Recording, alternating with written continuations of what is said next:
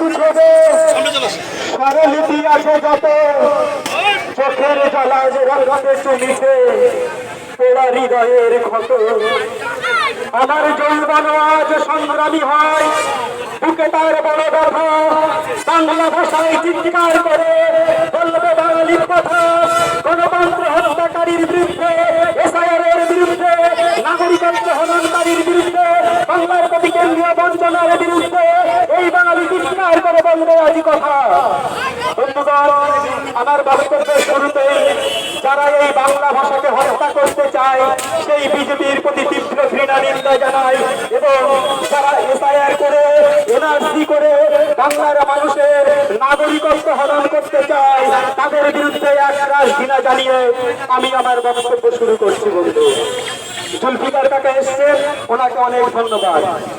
চাষির পেটে জ্বলছে আগুন, হাতের হাড়ি খালি, সাম্প্রদায়িক মোদি বেটার কাঁধে ভিক্ষার ঝুলি, পেট্রোলের দাম কাটলো ভুল, গ্যাস যে আকাশে ছোঁয়া, তুমি সরল চাষির সাজাও চিতা, উড়বে পোড়া ধোয়া, তাই তো গরিব ডাক দিয়েছে আর পাই না ভাই, এবার নদীর হবে লেখা কলঙ্ক অধ্যায়, কলঙ্ক অধ্যায়। বন্ধুগণ, সারা ভারতবর্ষে আজকে নরেন্দ্র দামোদর দাস মোদীর কলঙ্ক অধ্যায় লেখার কাজ শুরু হয়েছে, সমাপন হবে 4 মে। তাই তো বলছি বন্ধু, পশ্চিমবঙ্গের সিপিএম কমিউনিস্ট মার্ক্সবাদী পার্টি বাংলা থেকে উৎখাত হয়েছে। গণতান্ত্রিক পদ্ধতিতে সাধারণ নির্বাচনের মাধ্যমে মাটি মানুষের আশীর্বাদ দিয়ে বাংলার বুকে ক্ষমতায় এসেছে তৃণমূল কংগ্রেস। আর তৃণমূল কংগ্রেস ক্ষমতায় আসার পর গোটা বাংলাকে যখন জগৎ সবার শ্রেষ্ঠ আসনে নিয়ে চলেছে, গোটা বাংলাকে যখন সোনার বাংলায় পরিণত করতে চলেছে, গোটা বাংলার মানুষের মঙ্গল কামনায় বিশ্বের রাজনৈতিক দরবারে নামাটি মানুষের নেত্রী বাংলার অগ্নিকন্যা মমতা ব্যানার্জি যখন বাংলাদেশে সাঁতার কেটে চলেছে, ঠিক সেই সময় এই বাংলা তথা ভারতবর্ষকে শেষ করার জন্য ঘোর চক্রান্ত শুরু করেছে ভারতীয় জনতা পার্টি সিপিএম কংগ্রেস মিলে।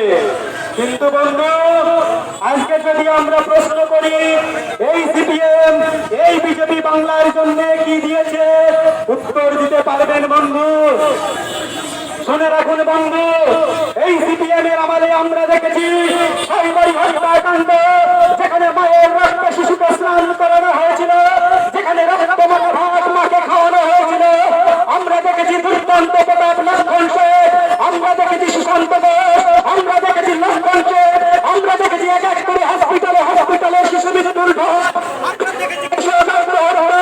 আমরা দেখেছি বাংলার মানুষ লাঞ্ছিত বঞ্চিত নিপীড়িত অত্যাচারিত শোষিত নির্যাতিত, একের পর মানুষের কণ্ঠরোধ করা হয়েছিল, সংবাদপত্রের বাক স্বাধীনতা কেড়ে নেওয়া হয়েছিল। এই সিপিএম এর অত্যাচার মানুষ বলেনি। আমরা দেখেছি মরিচ চাপি, আমরা দেখেছি তাপসী মালিক, মানুষ বলেনি সেই মরিচ চাপির কথা, যেখানে সিপিএম এর লাল দল পুলিশের নির্বিচারে অত্যাচারে শত সহস্র প্রাণ আত্মবলিত হয়ে গঙ্গার জলে রক্ত প্লাবিত হয়ে গেছিল। আমরা বলিনি সেই 21শে জুলাইয়ের কথা বন্ধু, যেদিন আমার নেত্রীর মাথা ফাটিয়ে দিয়েছিল, সেদিন কলকাতার রাজপথে 13 জন যুবকের রক্তে কলকাতার রাজপথ রক্তে পিচ্ছিল হয়ে গেছিল। আমরা ভুলিনি, বাংলার মানুষ ভোলেনি বন্ধু। আর আজকে এই সিপিএম এর হারমাত্রা জোট খোঁজ করে বাংলায় আবার ষড়যন্ত্র শুরু করেছে।